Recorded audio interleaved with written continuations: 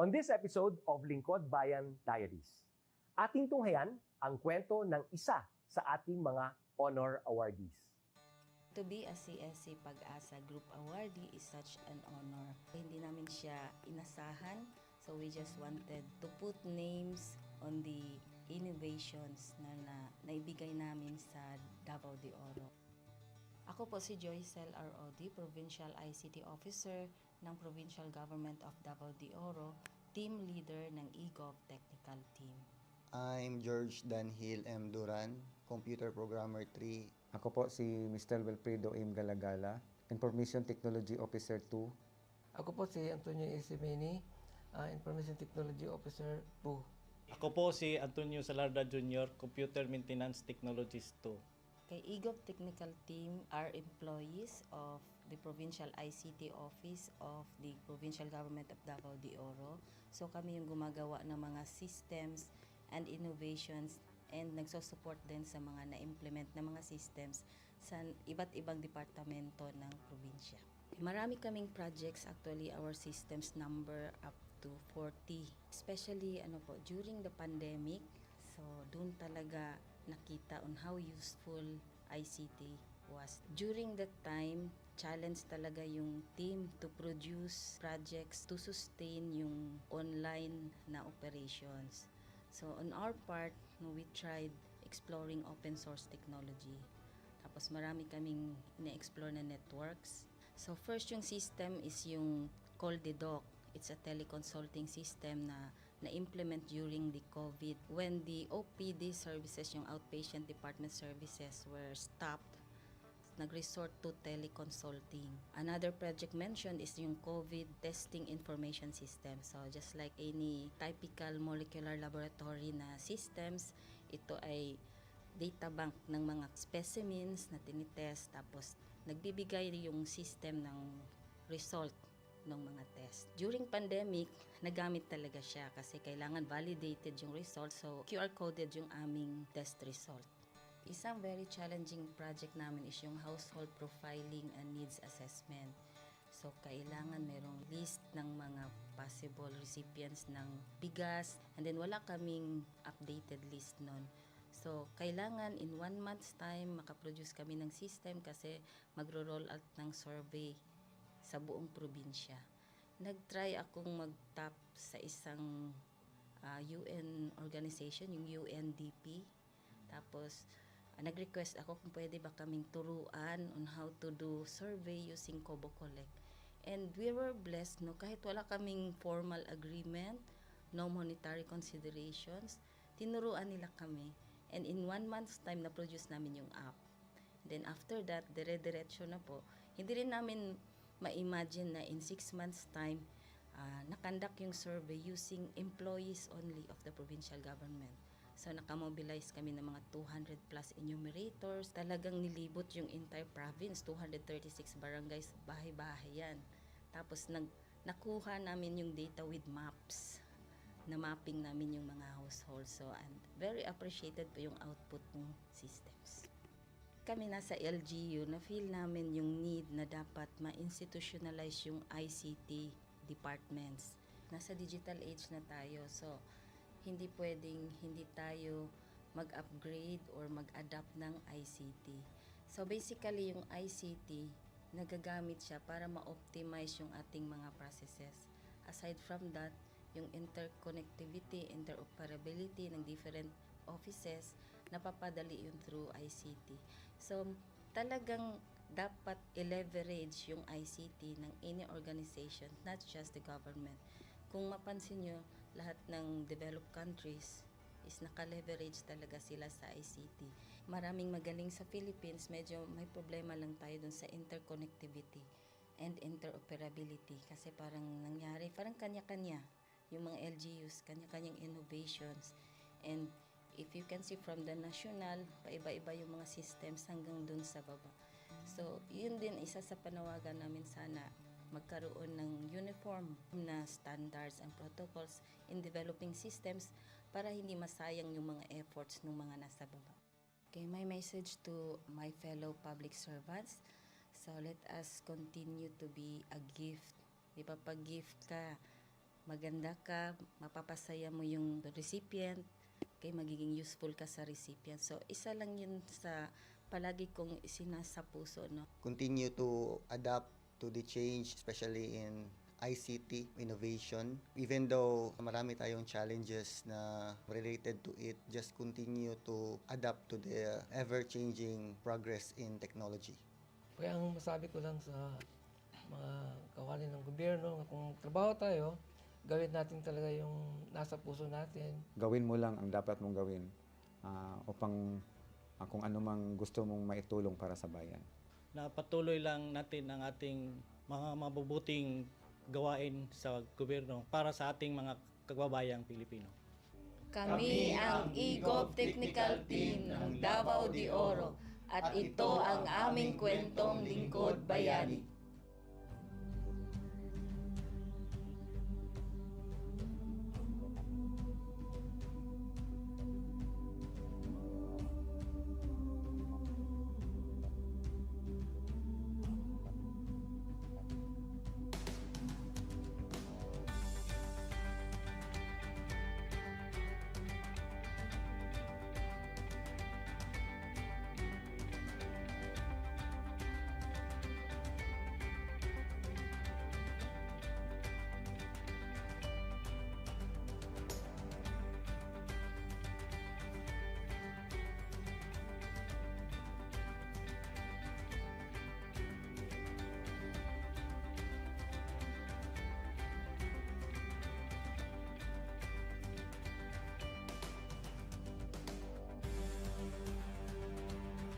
Inyong natunghayan ang kwento ng ating lingkod bayani.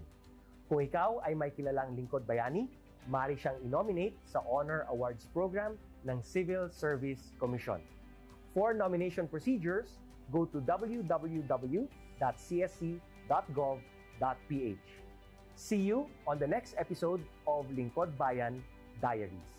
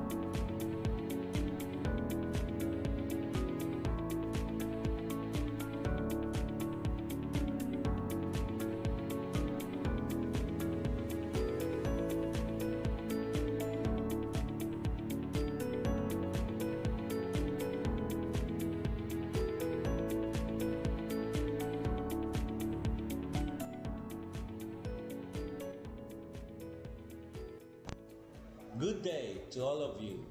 On behalf of the University Registrar's Office, I welcome everyone warmly.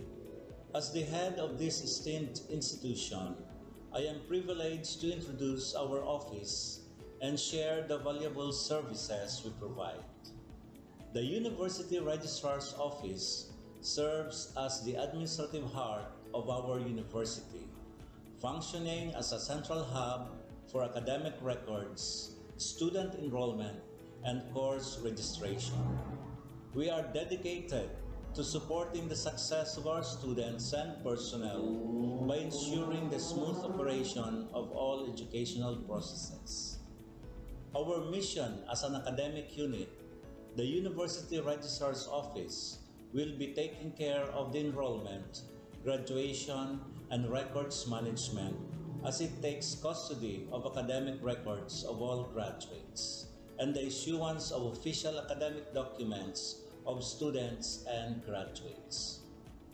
Whether you are a current student, a prospective applicant, a faculty member, or an alumnus, our dedicated team is here to assist you.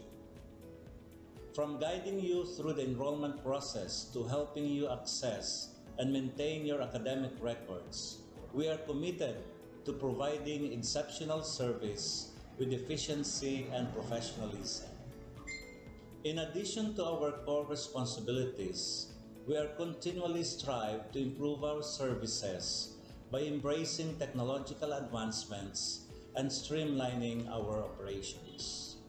We aim to enhance accessibility, transparency, and convenience for all clients, allowing you to focus on what matters most, your education and intellectual growth.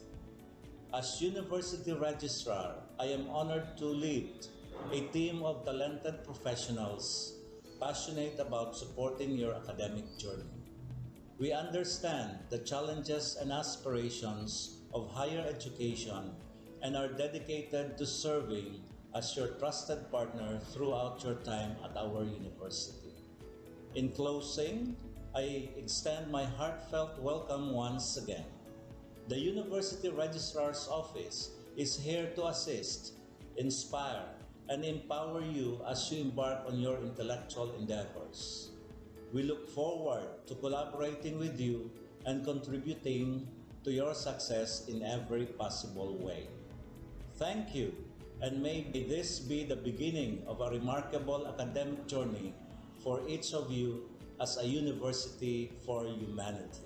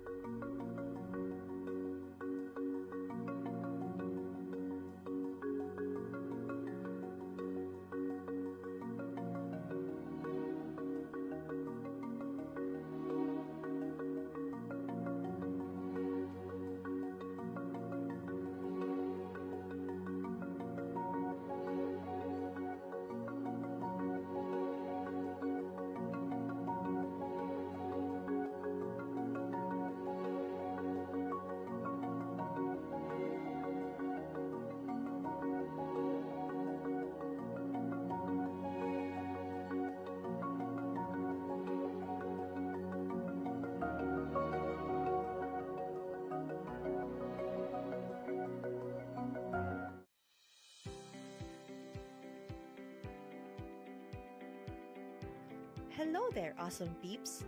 Guess what's up? Panahon na para iparinig ang iyong boses at bumoto. Pero para maging bahagi ng pagbabago, kailangan mo muna maging rehistrado. Huwag palampasin ang pagkakataon na magbigay ng iyong kontribusyon sa kinabukasan ng ating bansa. Ang Continuing Voters Registration ay bukas na simula February 12, 2024. Kung ikaw ay unang beses na boboto o kailangan mag-update ng impormasyon, ngayon na ang panahon para kumilos. Simple lang ang mga kailangang gawin. Una, pumunta sa iyong local registration centers o mga scheduled satellite registration sa inyong lugar at magdala lamang ng valid IDs o iba pang dokumento ng pagkakakilanlan.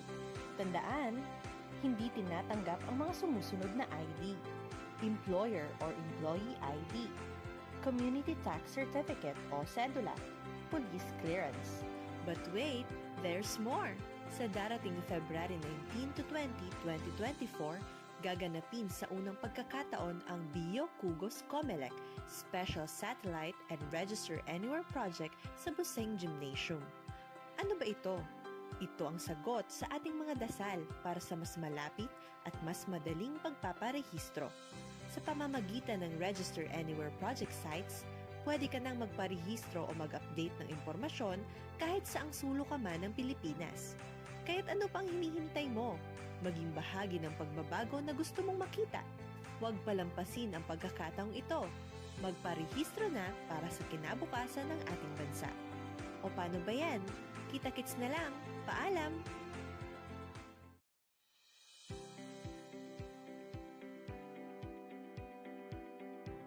Hello there, awesome peeps!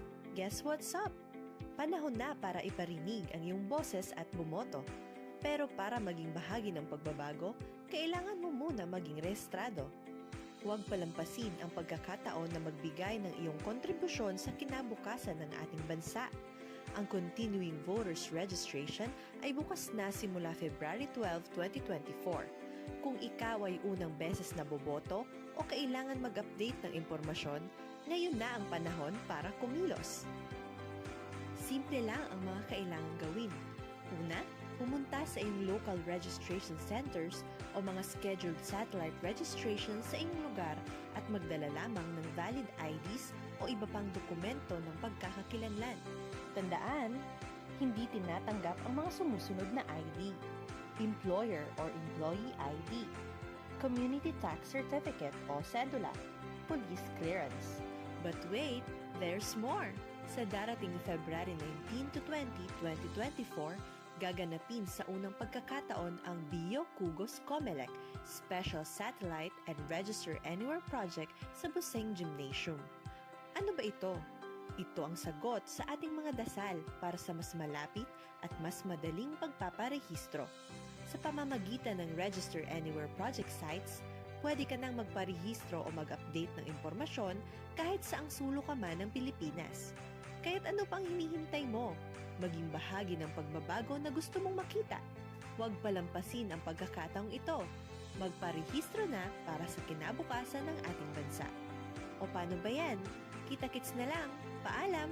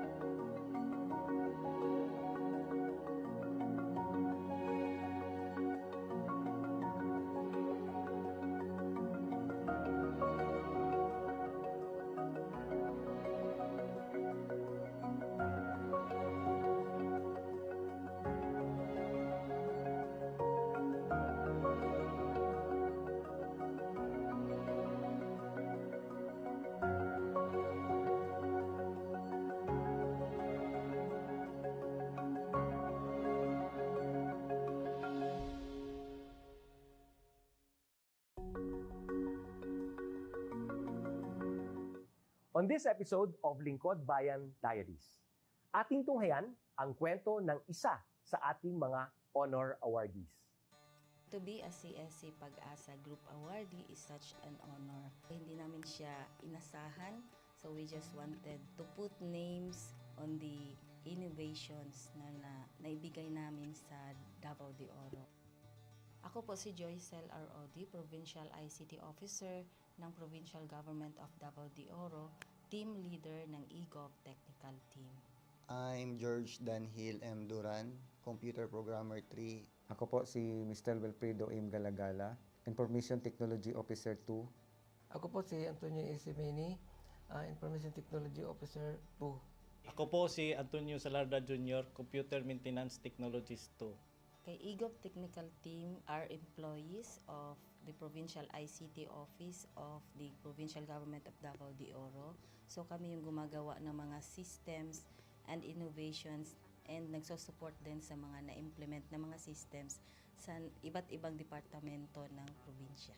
Marami kaming projects, actually our systems number up to 40. Especially during the pandemic, so doon talaga nakita on how useful ICT was. During that time, challenge talaga yung team to produce projects to sustain yung online na operations. So on our part, we tried exploring open source technology. Tapos marami kaming ina-explore na networks. So first yung system is yung CallDedoc. It's a teleconsulting system na na-implement during the COVID. When the OPD services, yung outpatient department services, were stopped, nag-resort to teleconsulting. Another project mentioned is yung COVID testing information system. So just like any typical molecular laboratory na systems, ito ay data bank ng mga specimens na tinitest, tapos nagbibigay yung system ng result ng mga test. During pandemic, nagamit talaga siya kasi kailangan validated yung result, so QR-coded yung aming test result. Isang very challenging project namin is yung household profiling and needs assessment. So kailangan merong list ng mga possible recipients ng bigas, and then wala kaming updated list nun. So kailangan in 1 month's time makaproduce kami ng system kasi magro-roll out ng survey sa buong probinsya. Nag-try akong mag-tap sa isang UN organization, yung UNDP. Tapos, nag-request ako kung pwede ba kaming turuan on how to do survey using Kobo Collect. And we were blessed, kahit wala kaming formal agreement, no monetary considerations, tinuruan nila kami. And in 1 month's time, na-produce namin yung app. And then after that, dire-diretso na po. Hindi rin namin ma-imagine na in 6 months' time, nakandak yung survey using employees only of the provincial government. So nakamobilize kami ng mga 200 plus enumerators. Talagang nilibot yung entire province, 236 barangays, bahay-bahay yan. Tapos nakuha namin yung data with maps. Na mapping namin yung mga households. So and very appreciated po yung output ng systems. Kami nasa LGU, na-feel namin yung need na dapat ma-institutionalize yung ICT departments. Nasa digital age na tayo, so hindi pwedeng hindi tayo mag-upgrade or mag-adapt ng ICT. So basically, yung ICT, nagagamit siya para ma-optimize yung ating mga processes. Aside from that, yung interconnectivity, interoperability ng different offices, napapadali yun through ICT. So, talagang dapat i-leverage yung ICT ng any organization, not just the government. Kung mapansin nyo, lahat ng developed countries is naka-leverage talaga sila sa ICT. Maraming magaling sa Philippines, medyo may problema lang tayo dun sa interconnectivity and interoperability kasi parang nangyari, parang kanya-kanya yung mga LGUs, kanya-kanyang innovations. And if you can see from the national, paiba-iba yung mga systems hanggang dun sa baba. So, yun din isa sa panawagan namin, sana magkaroon ng uniform na standards and protocols in developing systems para hindi masayang yung mga efforts ng mga nasa baba. Okay, my message to my fellow public servants, so let us continue to be a gift. Di ba, pag gift ka, maganda ka, mapapasaya mo yung recipient, kay magiging useful ka sa recipient. So, isa lang yun sa palagi kong isinasa puso, no? Continue to adapt to the change, especially in ICT innovation. Even though marami tayong challenges na related to it, just continue to adapt to the ever-changing progress in technology. Kaya ang masabi ko lang sa mga kawani ng gobyerno, kung trabaho tayo, gawin natin talaga yung nasa puso natin. Gawin mo lang ang dapat mong gawin upang kung ano mang gusto mong maitulong para sa bayan. Na patuloy lang natin ang ating mga mabubuting gawain sa gobyerno para sa ating mga kababayang Pilipino. Kami ang EGOV Technical Team ng Davao de Oro at ito ang aming kwentong Lingkod Bayani.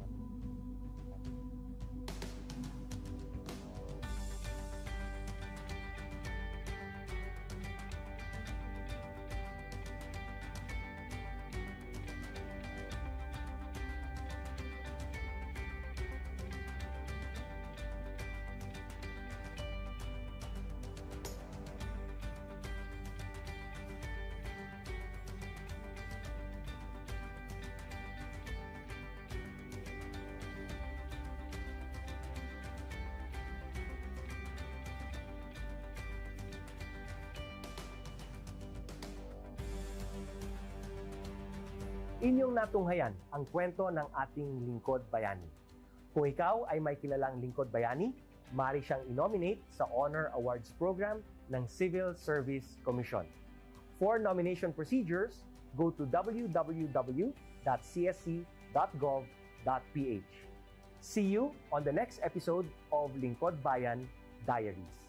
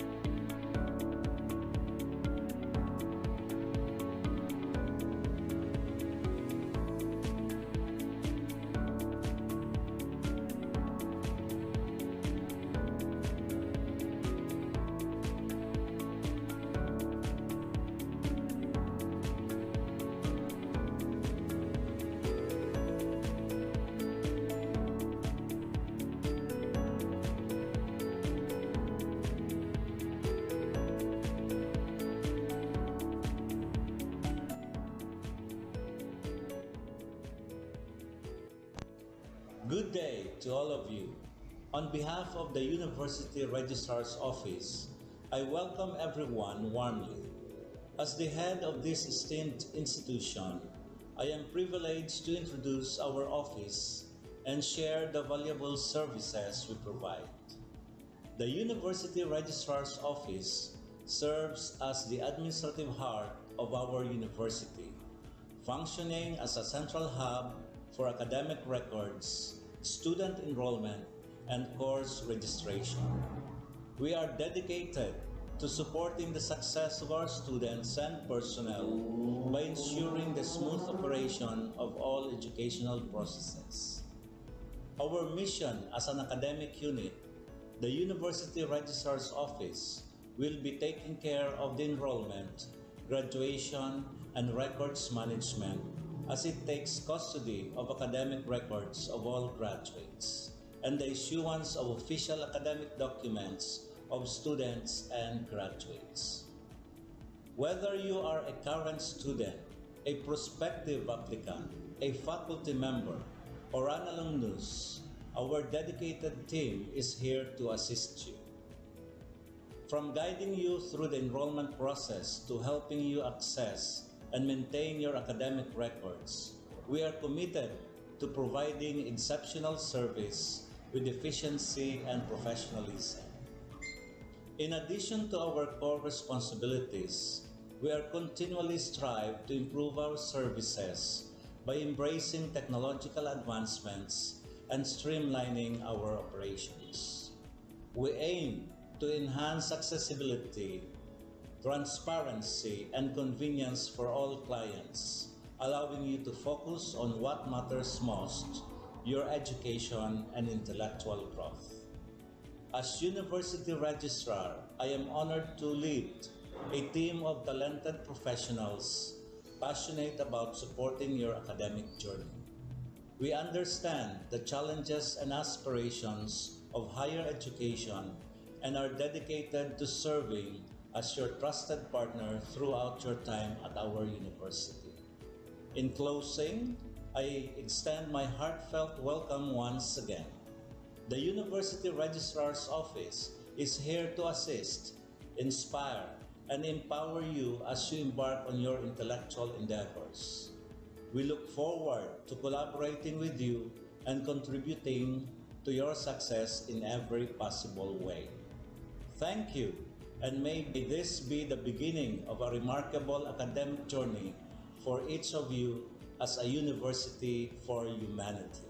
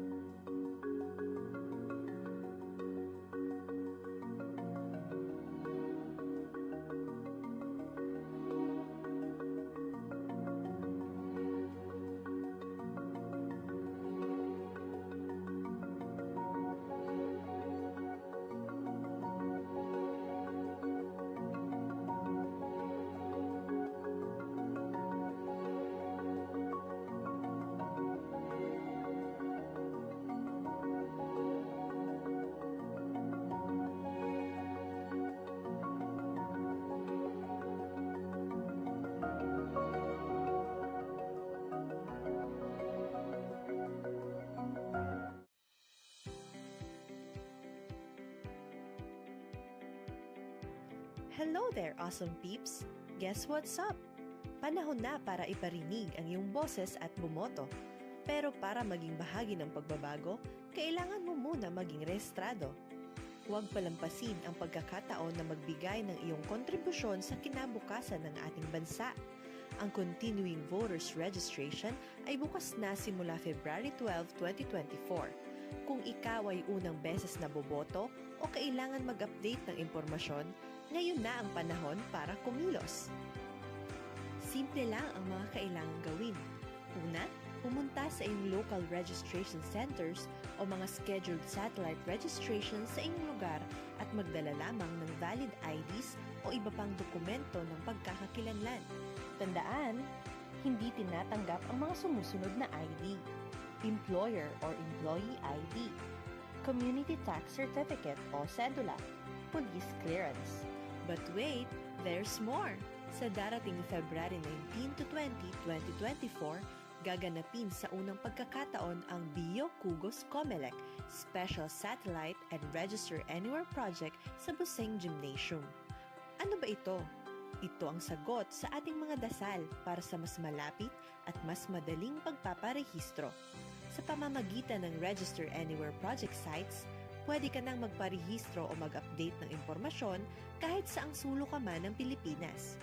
Kaya't ano pang hinihintay mo? Maging bahagi ng pagbabago na gusto mong makita. Huwag palampasin ang pagkakataong ito. Magparehistro na para sa kinabukasan ng ating bansa. O paano ba yan? Kita-kits na lang. Paalam!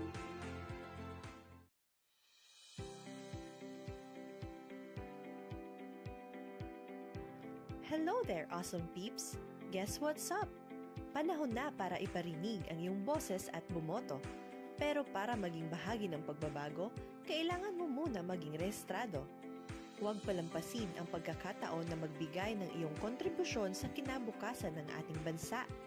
Ang Continuing Voters Registration ay bukas na simula February 12, 2024. Kung ikaw ay unang beses na boboto o kailangan mag-update ng impormasyon, ngayon na ang panahon para kumilos. Simple lang ang mga kailangang gawin. Una, pumunta sa iyong local registration centers o mga scheduled satellite registration sa inyong lugar at magdala lamang ng valid IDs o iba pang dokumento ng pagkakakilanlan. Tandaan, hindi tinatanggap ang mga sumusunod na ID: Employer or Employee ID, Community Tax Certificate o Cedula, Police Clearance. But wait, there's more! Sa darating February 19 to 20, 2024, gaganapin sa unang pagkakataon ang Bio Kugos Comelec Special Satellite and Register Anywhere Project sa Buseng Gymnasium. Ano ba ito? Ito ang sagot sa ating mga dasal para sa mas malapit at mas madaling pagpaparehistro. Sa pamamagitan ng Register Anywhere Project sites, pwede ka nang magparehistro o mag-update ng impormasyon kahit saang sulok ka man ng Pilipinas. Kaya't ano pang hinihintay mo? Maging bahagi ng pagbabago na gusto mong makita. Huwag palampasin ang pagkakataong ito. Magparehistro na para sa kinabukasan ng ating bansa. O paano ba yan? Kita-kits na lang. Paalam!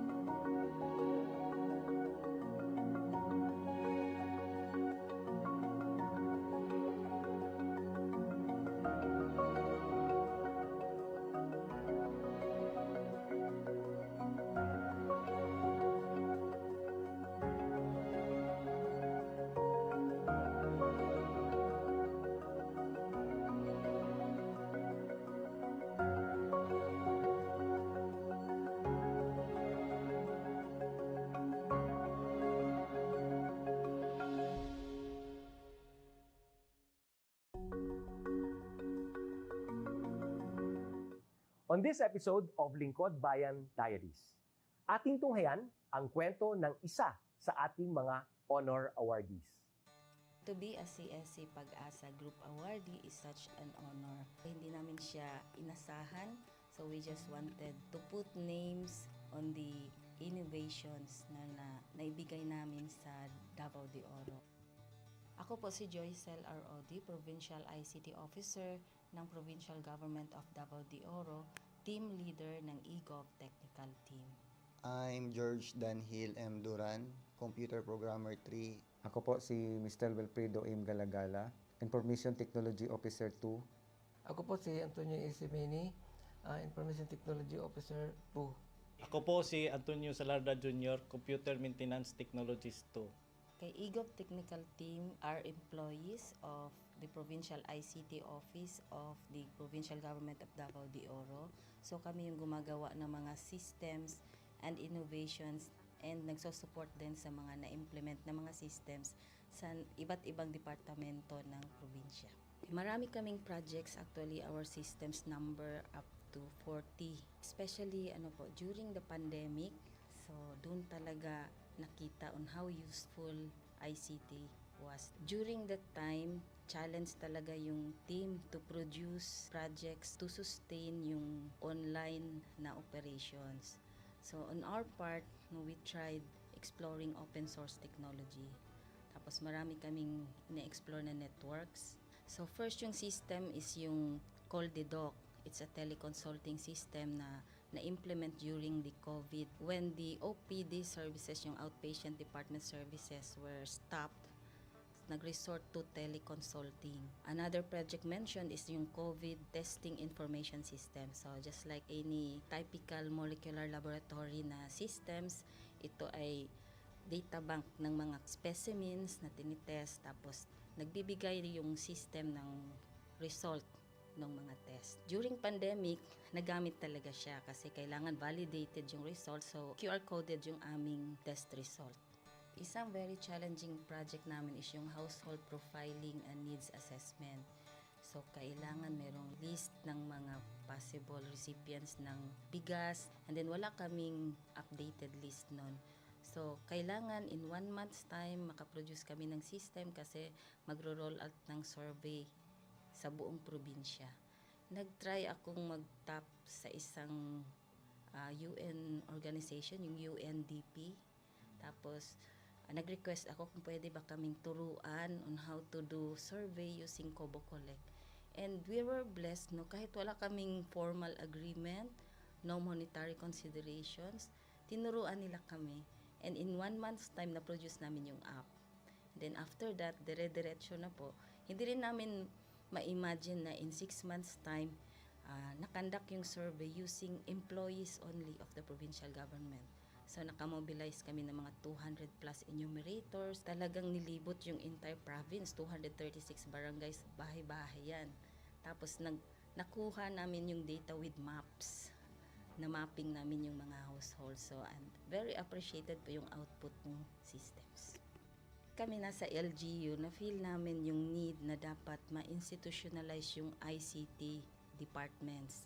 Nasa digital age na tayo, so hindi pwedeng hindi tayo mag-upgrade or mag-adapt ng ICT. So basically, yung ICT, nagagamit siya para ma-optimize yung ating mga processes. Aside from that, yung interconnectivity, interoperability ng different offices, napapadali yun through ICT. So, talagang dapat i-leverage yung ICT ng any organization, not just the government. Kung mapansin nyo, lahat ng developed countries is naka-leverage talaga sila sa ICT. Maraming magaling sa Philippines, medyo may problema lang tayo dun sa interconnectivity and interoperability kasi parang nangyari, parang kanya-kanya yung mga LGUs, kanya-kanyang innovations. And if you can see from the national, paiba-iba yung mga systems hanggang dun sa baba. So, yun din isa sa panawagan namin sana magkaroon ng uniform na standards and protocols in developing systems para hindi masayang yung mga efforts ng mga nasa baba. Okay, my message to my fellow public servants, so let us continue to be a gift. Di ba, pag gift ka, maganda ka, mapapasaya mo yung recipient, kay magiging useful ka sa recipient. So, isa lang yun sa palagi kong isinasa puso, no? Continue to adapt to the change, especially in ICT innovation. Even though marami tayong challenges na related to it, just continue to adapt to the ever-changing progress in technology. Kaya ang masabi ko lang sa mga kawani ng gobyerno, kung trabaho tayo, gawin natin talaga yung nasa puso natin. Gawin mo lang ang dapat mong gawin upang kung ano mang gusto mong maitulong para sa bayan. Na patuloy lang natin ang ating mga mabubuting gawain sa gobyerno para sa ating mga kababayang Pilipino. Kami ang eGov Technical Team ng Davao de Oro at ito ang aming kwentong Lingkod Bayani.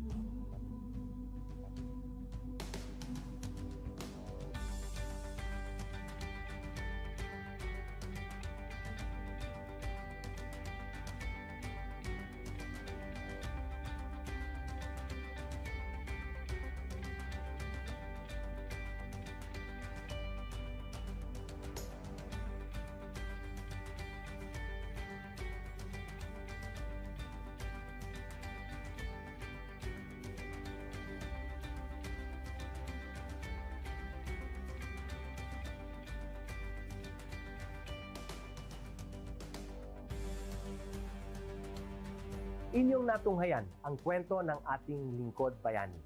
Kung ikaw ay may kilalang lingkod bayani, maaari siyang i-nominate sa Honor Awards Program ng Civil Service Commission. For nomination procedures, go to www.csc.gov.ph. See you on the next episode of Lingkod Bayan Diaries.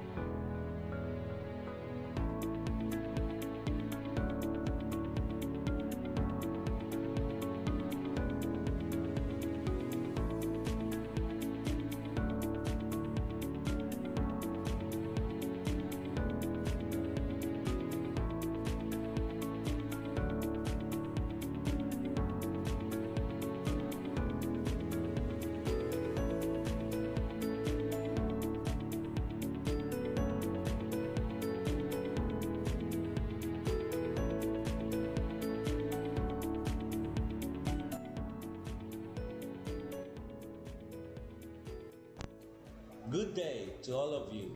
On behalf of the University Registrar's Office, I welcome everyone warmly. As the head of this esteemed institution, I am privileged to introduce our office and share the valuable services we provide. The University Registrar's Office serves as the administrative heart of our university, functioning as a central hub for academic records, student enrollment, and course registration. We are dedicated to supporting the success of our students and personnel by ensuring the smooth operation of all educational processes. Our mission as an academic unit, the University Registrar's Office, will be taking care of the enrollment, graduation, and records management as it takes custody of academic records of all graduates and the issuance of official academic documents of students and graduates. Whether you are a current student, a prospective applicant, a faculty member, or an alumnus, our dedicated team is here to assist you. From guiding you through the enrollment process to helping you access and maintain your academic records, we are committed to providing exceptional service with efficiency and professionalism.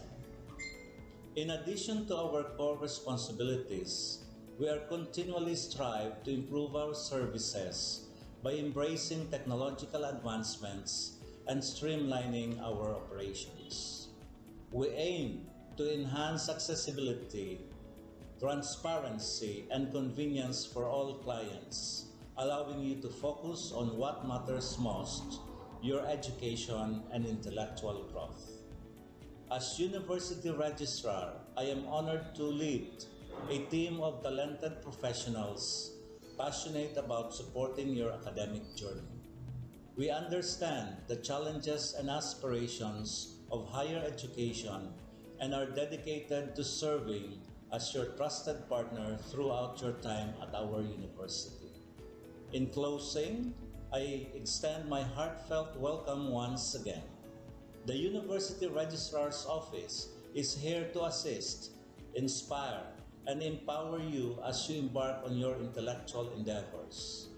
We look forward to collaborating with you and contributing to your success in every possible way.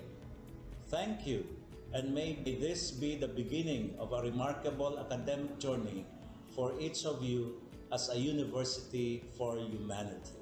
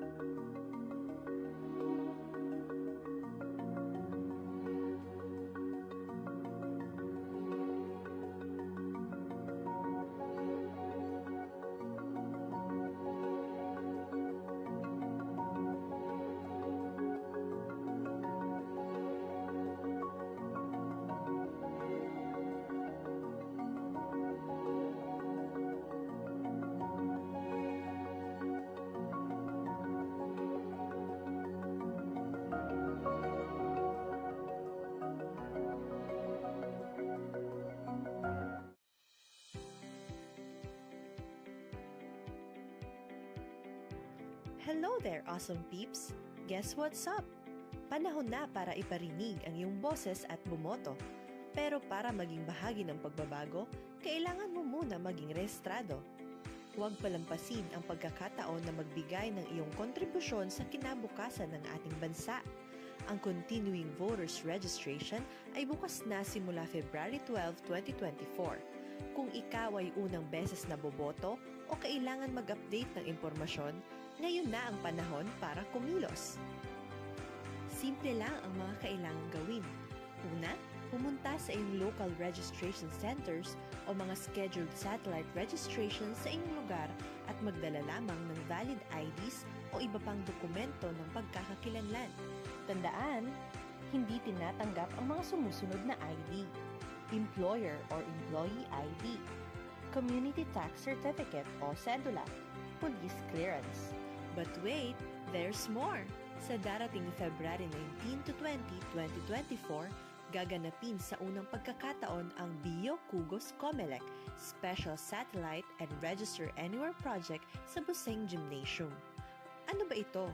Ito ang sagot sa ating mga dasal para sa mas malapit at mas madaling pagpaparehistro. Sa pamamagitan ng Register Anywhere Project sites, pwede ka nang magparehistro o mag-update ng impormasyon kahit saang sulok ka man ng Pilipinas. Kaya't ano pang hinihintay mo? Maging bahagi ng pagbabago na gusto mong makita. Huwag palampasin ang pagkakataong ito. Magparehistro na para sa kinabukasan ng ating bansa. O paano ba yan? Kita-kits na lang. Paalam!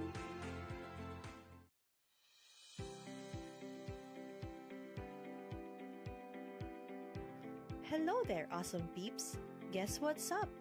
Panahon na para iparinig ang iyong boses at bumoto.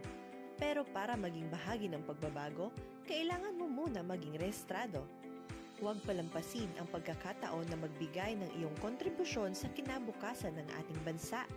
Ang Continuing Voters Registration ay bukas na simula February 12, 2024. Kung ikaw ay unang beses na boboto o kailangan mag-update ng impormasyon, ngayon na ang panahon para kumilos. Simple lang ang mga kailangang gawin. Una, pumunta sa iyong local registration centers o mga scheduled satellite registration sa inyong lugar at magdala lamang ng valid IDs o iba pang dokumento ng pagkakakilanlan. Tandaan, hindi tinatanggap ang mga sumusunod na ID: Employer or Employee ID, Community Tax Certificate o Cedula, Police Clearance. But wait, there's more! Sa darating February 19 to 20, 2024, gaganapin sa unang pagkakataon ang Bio Kugos Comelec Special Satellite and Register Anywhere Project sa Buseng Gymnasium. Ano ba ito? Ito ang sagot sa ating mga dasal para sa mas malapit at mas madaling pagpaparehistro. Sa pamamagitan ng Register Anywhere Project sites, pwede ka nang magparehistro o mag-update ng impormasyon kahit saang sulok ka man ng Pilipinas. Kaya't ano pang hinihintay mo? Maging bahagi ng pagbabago na gusto mong makita. Huwag palampasin ang pagkakataong ito. Magparehistro na para sa kinabukasan ng ating bansa. O paano ba yan? Kita-kits na lang. Paalam!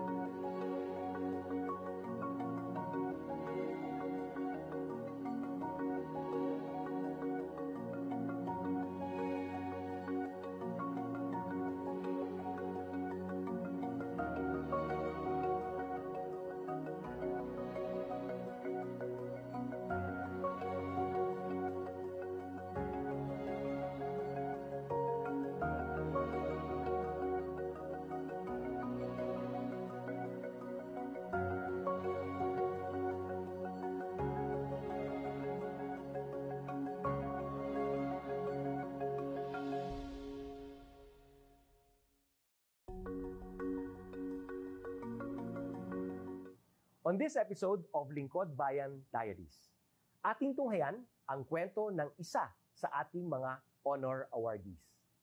To be a CSC Pag-asa Group Awardee is such an honor. Hindi namin siya inasahan, so we just wanted to put names on the innovations na naibigay namin sa Davao de Oro. Ako po si Joycel R.O.D., Provincial ICT Officer ng Provincial Government of Davao de Oro, Team Leader ng eGov Technical Team.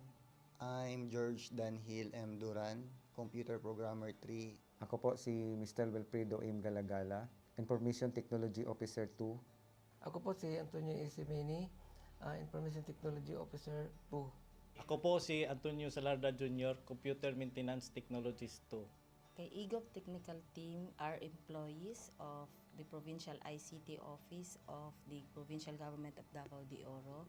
So kami yung gumagawa ng mga systems and innovations and nagsusupport din sa mga na-implement na mga systems sa iba't ibang departamento ng probinsya.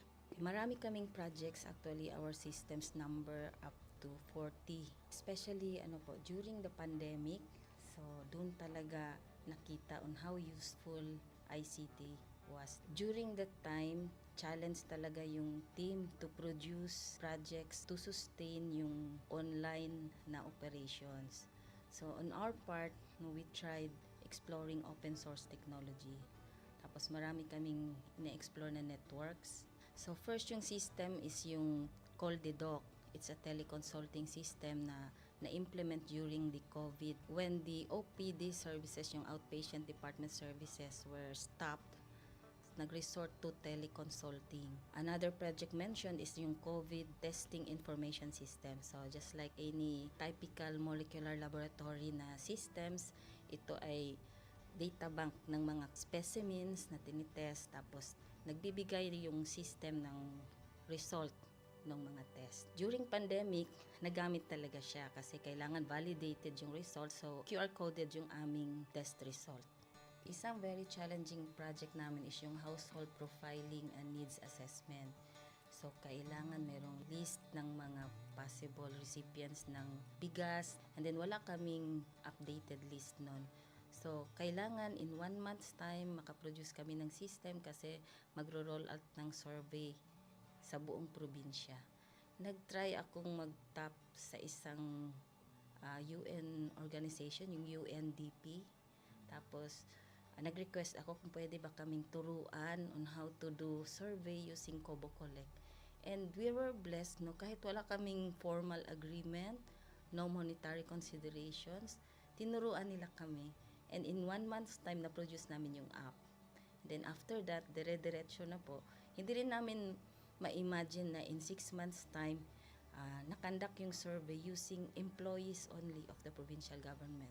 So, nakamobilize kami ng mga 200 plus enumerators. Talagang nilibot yung entire province, 236 barangays, bahay-bahay yan. Tapos, nakuha namin yung data with maps. Na mapping namin yung mga households. So, and very appreciated po yung output ng systems. Kami nasa LGU, na-feel namin yung need na dapat ma-institutionalize yung ICT departments. Nasa digital age na tayo, so hindi pwedeng hindi tayo mag-upgrade or mag-adapt ng ICT. So basically yung ICT, nagagamit siya para ma-optimize yung ating mga processes. Aside from that, yung interconnectivity, interoperability ng different offices, napapadali yun through ICT. So talagang dapat i-leverage yung ICT ng any organization, not just the government. Kung mapansin nyo, lahat ng developed countries is naka-leverage talaga sila sa ICT. Maraming magaling sa Philippines, medyo may problema lang tayo dun sa interconnectivity and interoperability kasi parang nangyari, parang kanya-kanya yung mga LGUs, kanya-kanyang innovations. And if you can see from the national, paiba-iba yung mga systems hanggang dun sa baba. So, yun din isa sa panawagan namin sana magkaroon ng uniform na standards and protocols in developing systems para hindi masayang yung mga efforts ng mga nasa baba. Okay, my message to my fellow public servants, so let us continue to be a gift.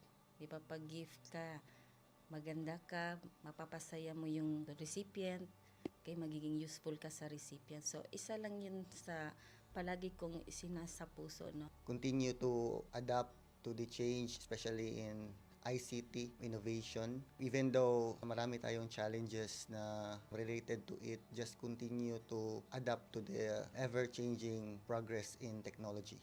Kaya ang masabi ko lang sa mga kawani ng gobyerno, kung trabaho tayo, gawin natin talaga yung nasa puso natin. Gawin mo lang ang dapat mong gawin upang kung ano mang gusto mong maitulong para sa bayan.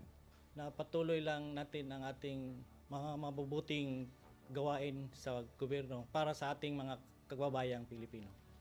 Kami ang eGov Technical Team ng Davao de Oro at ito ang aming kwentong Lingkod Bayani.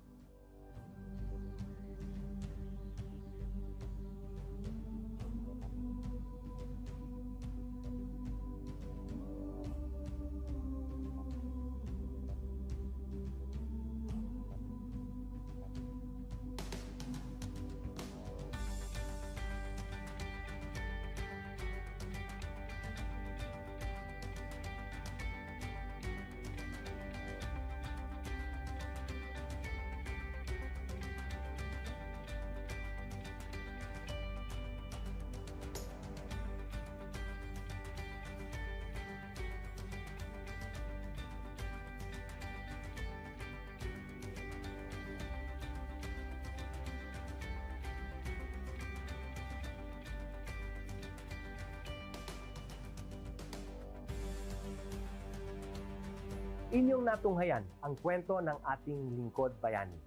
Kung ikaw ay may kilalang lingkod bayani, maaari siyang i-nominate sa Honor Awards Program ng Civil Service Commission. For nomination procedures, go to www.csc.gov.ph. See you on the next episode of Lingkod Bayan Diaries.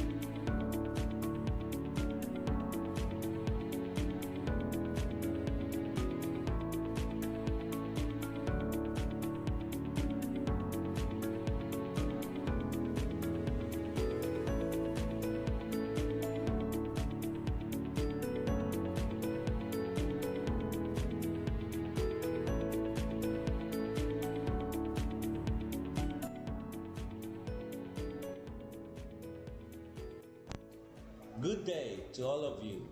On behalf of the University Registrar's Office, I welcome everyone warmly.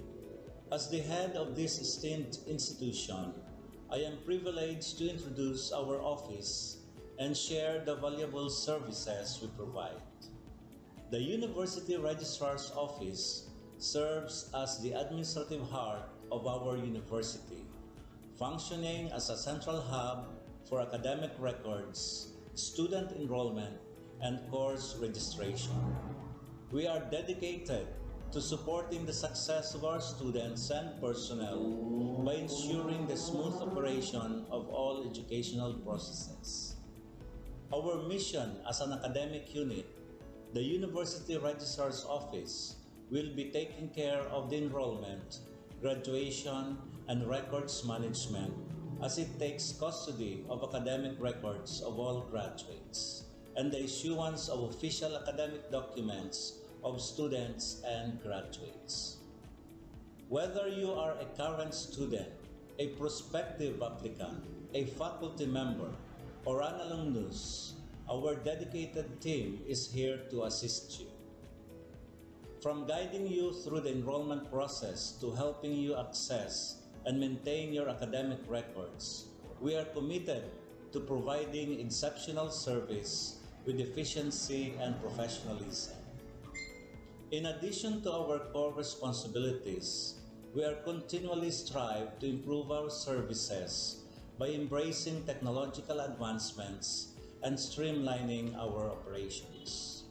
We aim to enhance accessibility, transparency, and convenience for all clients, allowing you to focus on what matters most, your education and intellectual growth. As University Registrar, I am honored to lead a team of talented professionals passionate about supporting your academic journey. We understand the challenges and aspirations of higher education and are dedicated to serving as your trusted partner throughout your time at our university. In closing, I extend my heartfelt welcome once again. The University Registrar's Office is here to assist, inspire, and empower you as you embark on your intellectual endeavors. We look forward to collaborating with you and contributing to your success in every possible way. Thank you, and may this be the beginning of a remarkable academic journey for each of you as a university for humanity.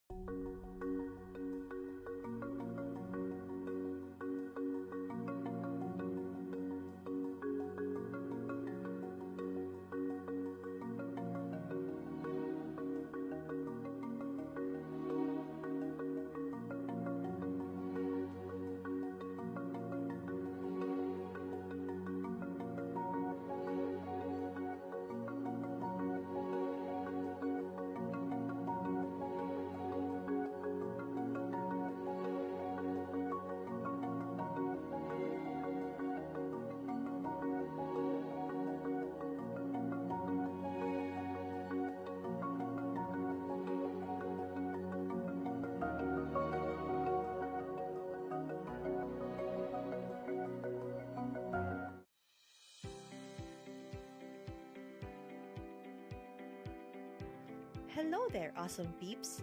Guess what's up? Panahon na para iparinig ang iyong boses at bumoto. Pero para maging bahagi ng pagbabago, kailangan mo muna maging rehistrado. Huwag palampasin ang pagkakataon na magbigay ng iyong kontribusyon sa kinabukasan ng ating bansa. Ang Continuing Voters Registration ay bukas na simula February 12, 2024. Kung ikaw ay unang beses na boboto o kailangan mag-update ng impormasyon, ngayon na ang panahon para kumilos. Simple lang ang mga kailangang gawin. Una, pumunta sa iyong local registration centers o mga scheduled satellite registration sa inyong lugar at magdala lamang ng valid IDs o iba pang dokumento ng pagkakakilanlan. Tandaan, hindi tinatanggap ang mga sumusunod na ID: Employer or Employee ID, Community Tax Certificate o Cedula, Police Clearance. But wait, there's more! Sa darating February 19 to 20, 2024, gaganapin sa unang pagkakataon ang Bio Kugos Comelec Special Satellite and Register Anywhere Project sa Buseng Gymnasium. Ano ba ito? Ito ang sagot sa ating mga dasal para sa mas malapit at mas madaling pagpaparehistro. Sa pamamagitan ng Register Anywhere Project sites, pwede ka nang magparehistro o mag-update ng impormasyon kahit saang sulok ka man ng Pilipinas. Kaya't ano pang hinihintay mo? Maging bahagi ng pagbabago na gusto mong makita. Huwag palampasin ang pagkakataong ito. Magparehistro na para sa kinabukasan ng ating bansa. O paano ba yan? Kita-kits na lang. Paalam!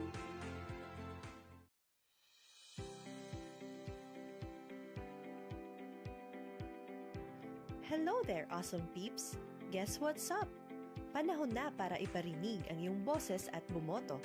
Pero para maging bahagi ng pagbabago, kailangan mo muna maging rehistrado.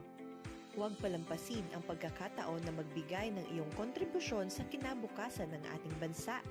Ang Continuing Voters Registration ay bukas na simula February 12, 2024. Kung ikaw ay unang beses na boboto o kailangan mag-update ng impormasyon, ngayon na ang panahon para kumilos. Simple lang ang mga kailangang gawin.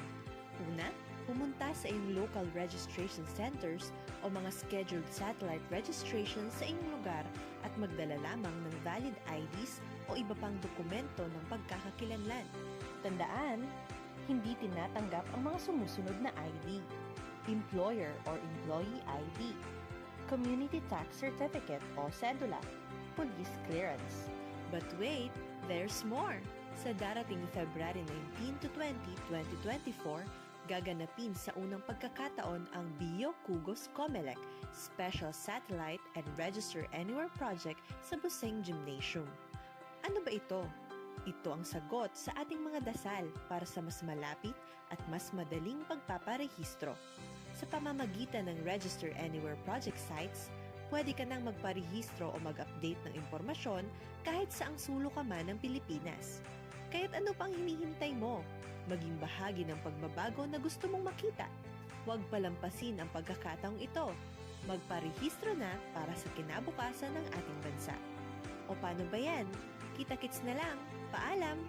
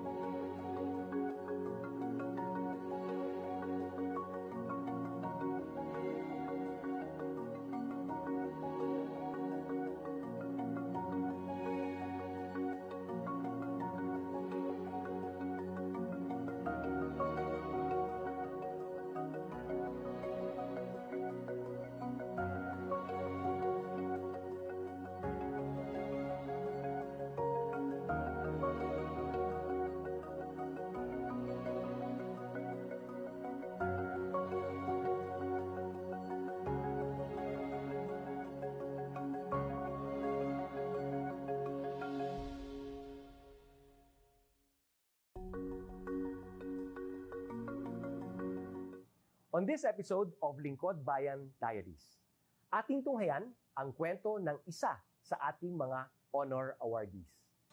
To be a CSC Pag-asa Group Awardee is such an honor. Hindi namin siya inasahan, so we just wanted to put names on the innovations na naibigay namin sa Davao de Oro. Ako po si Joycel R.O.D., Provincial ICT Officer ng Provincial Government of Davao de Oro, Team Leader ng eGov Technical Team.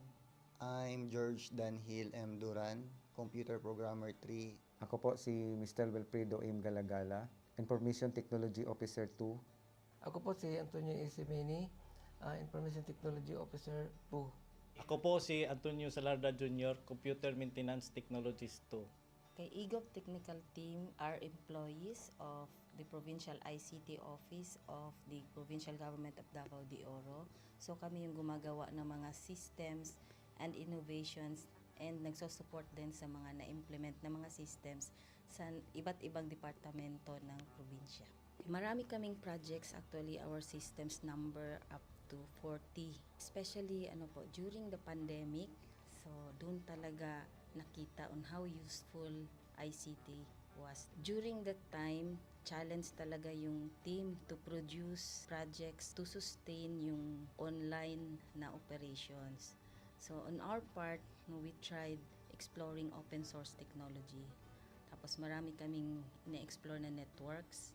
So first yung system is yung CallDedoc. It's a teleconsulting system na na-implement during the COVID when the OPD services, yung outpatient department services, were stopped. Nag-resort to teleconsulting.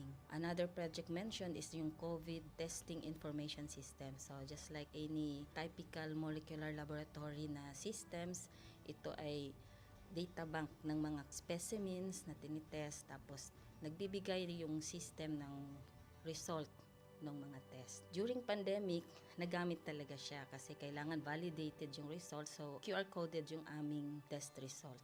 Isang very challenging project namin is yung household profiling and needs assessment. So, kailangan merong list ng mga possible recipients ng bigas, and then wala kaming updated list nun. So, kailangan in 1 month's time makaproduce kami ng system kasi magro-roll out ng survey sa buong probinsya. Nag-try akong mag-tap sa isang UN organization, yung UNDP. Tapos, nag-request ako kung pwede ba kaming turuan on how to do survey using Kobo Collect. And we were blessed, kahit wala kaming formal agreement, no monetary considerations, tinuruan nila kami. And in 1 month's time, na-produce namin yung app. Then after that, dire-diretso na po. Hindi rin namin ma-imagine na in 6 months' time, nakandak yung survey using employees only of the provincial government. So, nakamobilize kami ng mga 200 plus enumerators. Talagang nilibot yung entire province, 236 barangays, bahay-bahay yan. Tapos, nakuha namin yung data with maps. Na mapping namin yung mga households. So, and very appreciated po yung output ng systems. Kami nasa LGU, na-feel namin yung need na dapat ma-institutionalize yung ICT departments. Nasa digital age na tayo, so hindi pwedeng hindi tayo mag-upgrade or mag-adapt ng ICT. So basically, yung ICT, nagagamit siya para ma-optimize yung ating mga processes. Aside from that, yung interconnectivity, interoperability ng different offices, napapadali yun through ICT. So talagang dapat i-leverage yung ICT ng any organization, not just the government. Kung mapansin nyo, lahat ng developed countries is naka-leverage talaga sila sa ICT. Maraming magaling sa Philippines, medyo may problema lang tayo dun sa interconnectivity and interoperability kasi parang nangyari, parang kanya-kanya yung mga LGUs, kanya-kanyang innovations. And if you can see from the national, paiba-iba yung mga systems hanggang dun sa baba.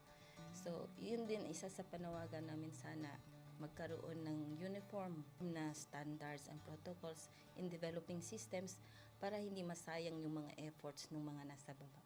Okay, my message to my fellow public servants, so let us continue to be a gift.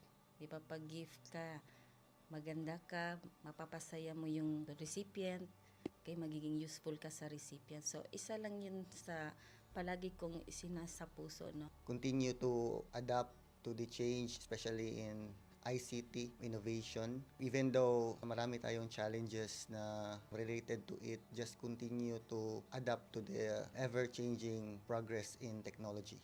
Kaya ang masabi ko lang sa mga kawani ng gobyerno, kung trabaho tayo, gawin natin talaga yung nasa puso natin. Gawin mo lang ang dapat mong gawin upang kung ano mang gusto mong maitulong para sa bayan.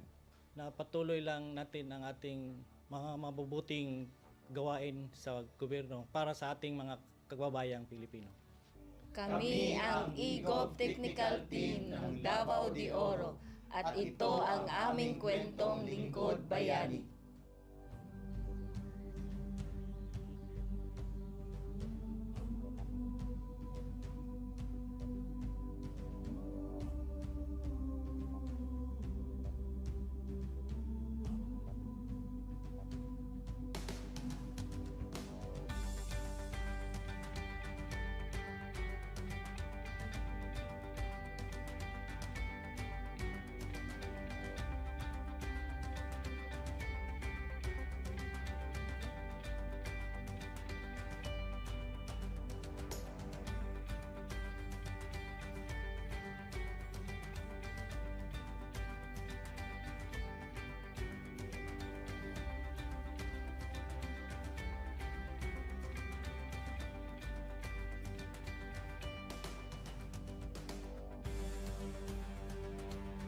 Inyong natunghayan ang kwento ng ating lingkod bayani.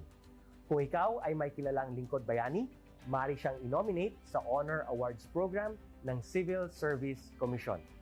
For nomination procedures, go to www.csc.gov.ph. See you on the next episode of Lingkod Bayan Diaries.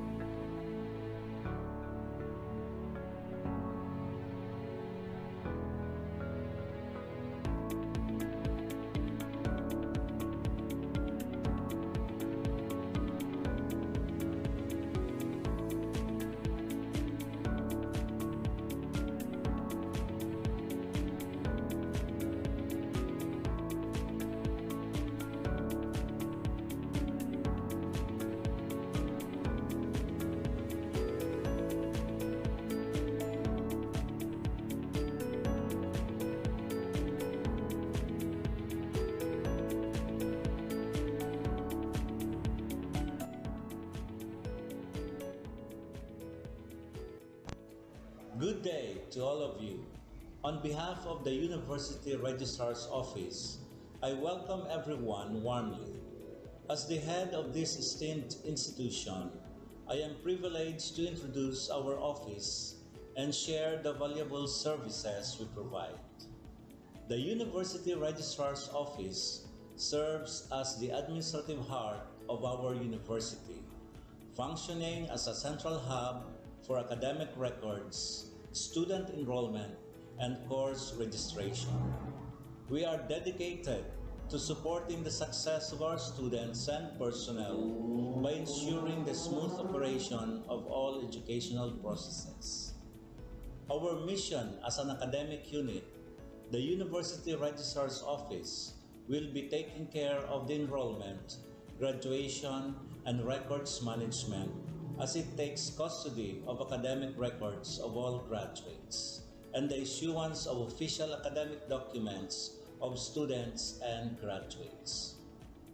Whether you are a current student, a prospective applicant, a faculty member, or an alumnus, our dedicated team